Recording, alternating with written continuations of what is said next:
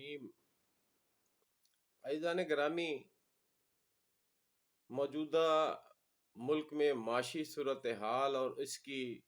بتدریج ہونے والی بدتر حالات،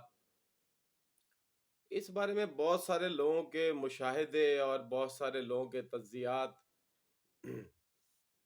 اور بے شمار باتیں سننے کے بعد ہمیں یہ احساس ہوتا ہے کہ ایسا دکھائی دیتا ہے کہ جیسے ملک کے بارے میں سوچنے والے افراد جو ہیں یا اس سے پیار کرنے والے لوگوں کی کوئی کال پڑ گیا ہے، کوئی ایسا کمی واقعہ ہو گئی ہے کہ جیسے کوئی یہ چاہتا ہی نہیں ہے کہ اس پاک وطن کے ساتھ کوئی محبت کا اظہار کیا جائے۔ اور جو ہمارے سیاسی رہنما ہیں، جو لوگ یہاں سے ووٹ لے کے ایک عام آدمی کا حق غصب کر کے جو اپنی اپنی ایک بڑی سیٹوں پہ جاتے ہیں، ایسا لگتا ہے کہ ان کا جو ٹارگٹ ہے وہ صرف اور صرف اپنے بارے میں سوچنا، اپنی اولادوں کے بارے میں سوچنا یا اپنے مفادات کے بارے میں سوچنا ہے۔ عزیزان گرامی، میں آپ کو گزارش کروں کہ یہ جو اتنا ایک افواہیں اور اتنا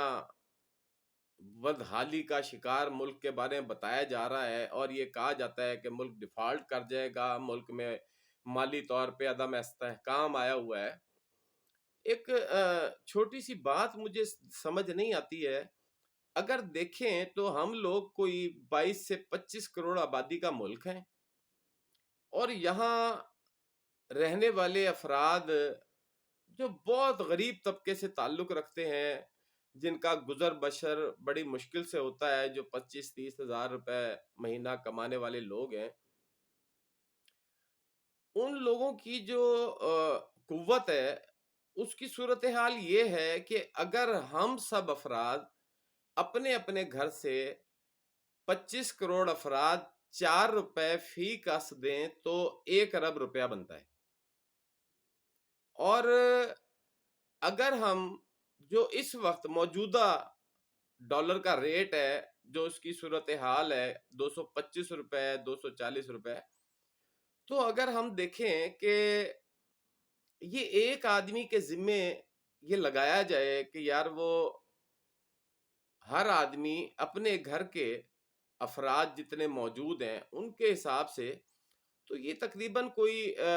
900 800 1000 روپیہ فی کس بنتا ہے، ایک آدمی کے ذمے آتا ہے۔ اور جن قوموں نے اپنے حالات سے مقابلہ کیا، ترقی کی اور بیش بہا رب متعال کے قیمتی خزانوں سے فائدہ اٹھایا، اگر آپ دیکھیں تو ان کی صورتحال ایسے ہے کہ انہوں نے بڑی یکجہتی کے ساتھ یہ تمام کاموں کو بروئے کار لائے، جس سے ہم اپنے وطن پاک کی کامیابی حاصل کر سکتے ہیں۔ ہمارے ملک میں چاروں موسم پائے جاتے ہیں، ہر قسم کی فصل موجود ہے، کوئلے کے ذخائر میں ہم دنیا کے ٹاپ ترین ممالک میں شامل ہوتے ہیں، تانبے کے ذخائر ہمارے پاس موجود ہیں،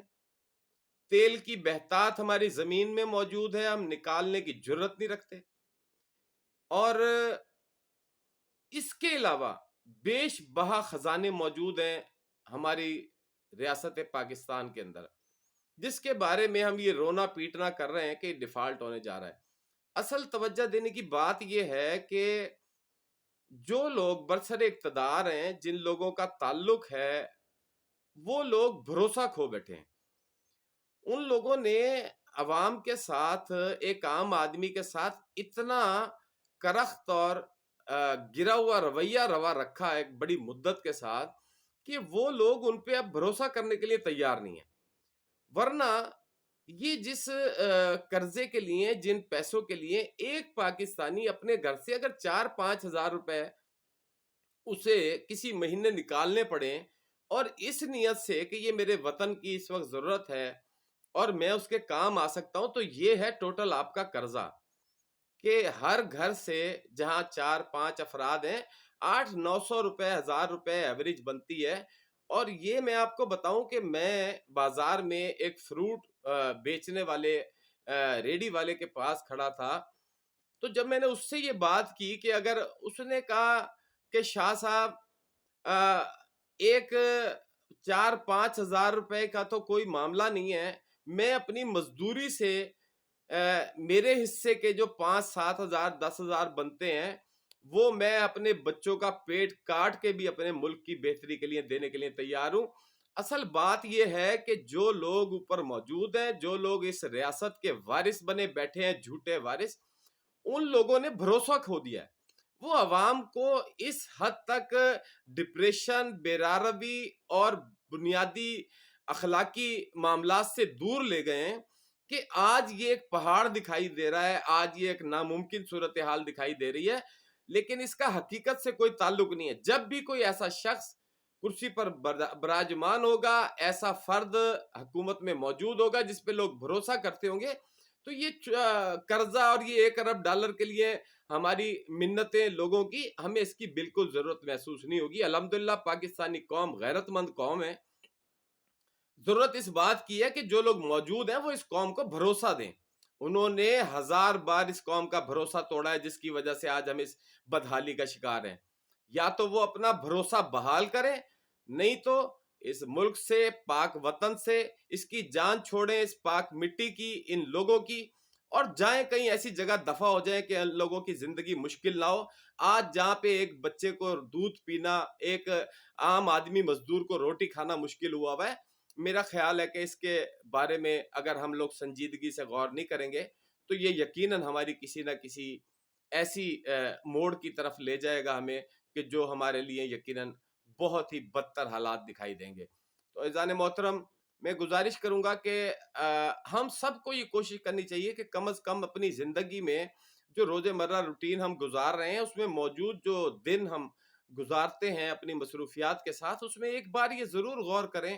کہ کیا آیا ہم نے جس رب متعال نے ہمیں خلق کیا ہے اس کا نام لیا ہے ہم نے، یا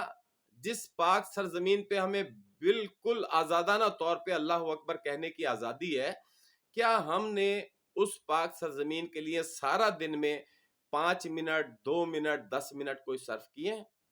اگر ہم اس بات پہ توجہ دیں گے تو یقین کیجئے کہ ہمیں اپنی زندگی کے تمام مسائل کا حل انتہائی آسان طریقے سے دکھائی دے گا. بہت شکریہ، آج کے لیے اتنا ہی.